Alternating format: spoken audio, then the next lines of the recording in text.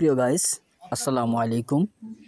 শহীদি কাফেলা বাংলাদেশ জামাত ইসলামের বাগেরহাট জেলার ফকিরহাট রামপাল মংলা থেকে যিনি সংসদীয় প্রার্থী হিসেবে দায়িত্ব পেয়েছেন, জনাব আব্দুল ওয়াদুদ সাহেব, সিনিয়র আইনজীবী, বাগেরহাট জেলা জজ কোর্ট।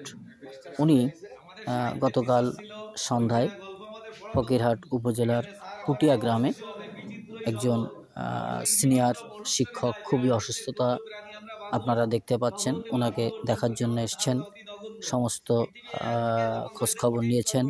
সম্পূর্ণ ভিডিওটি আপনারা দেখবেন। আপনাদের সকলকে আন্তরিক ধন্যবাদ। পৃথিবীতে শোক, তাপ, দুঃখ, বেদনা আছে, এগুলো থেকে নিষ্কৃতি পাওয়ার উপায় কি?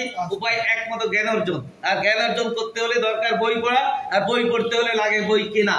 এই সেই বই কেনা গল্পে আমাদেরকে এইভাবে স্যার বুঝিয়েছিলেন।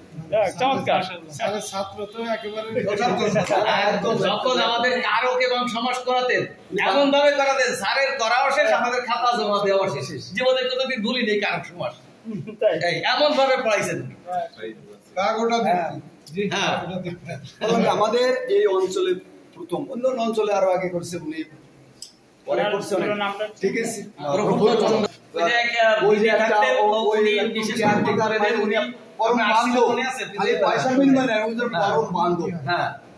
স্বামী স্ত্রী দুই জন চাকরি করছে তো, এখন উনিও অসুস্থ, প্রতিষ্ঠিত বিভিন্ন জায়গায়।